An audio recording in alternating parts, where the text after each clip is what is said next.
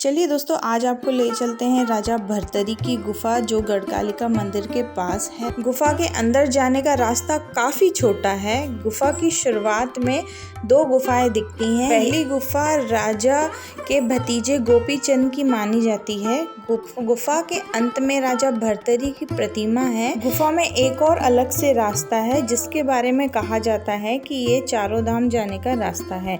गुफा में राजा भर्तरी की प्रतिमा के सामने धुनी भी जल रही है जिसकी राख हमेशा गर्म रहती। गुफा के अंदर गहरे और सकरे रास्ते हैं।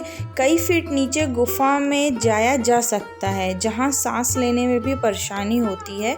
गर्मी और ऑक्सीजन की कमी है। आम इंसान के लिए ज्यादा देर तक यहाँ रहना आसान नहीं है। उज्जैन के राजा गंधर्व सेन थे। उसकी दो पत्नियां थी। एक पत्नी से उन्हें पुत्र विक्रमादित्य और दूसरी पत्नी से राजा भर्तरी थे।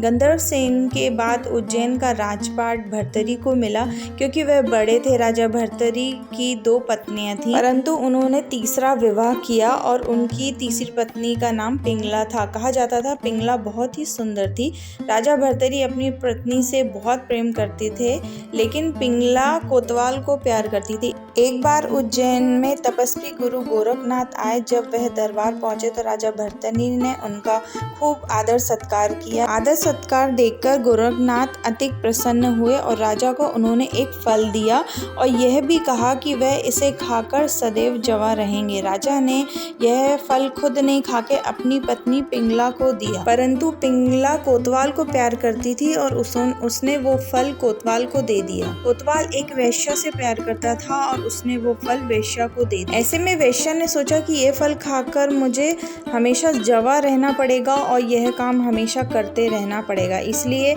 इस फल के सही हकदार राजा भर्तरी हैं। उन्होंने वह फल राजा भर्तरी को दिया। राजा भर्तरी वह फल देखकर अचंभित रह गए। तब राजा ने वेश्या से पूछा कि ये फल उसे कहाँ मिला। तब वेश्या ने कोतवाल का नाम लिया और कोतवाल ने पिंगला का नाम लिया। तब राजा को पूरी सच्चाई पता चली।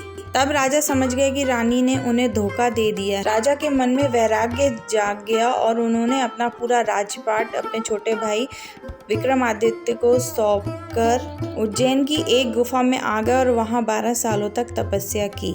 राजा भर्तरी की 12 साल की तपस्या देखकर देवराज इंद्र भी भयभीत हो गए। राजा भर्तरी की तपस्या भंग करने के लिए इंद्र ने वहां एक पत्थर फेंका, जिसे रोकने के लिए राजा ने अपना हाथ ऊपर किया, जिसका निशान आज भी वहां मौजूद है।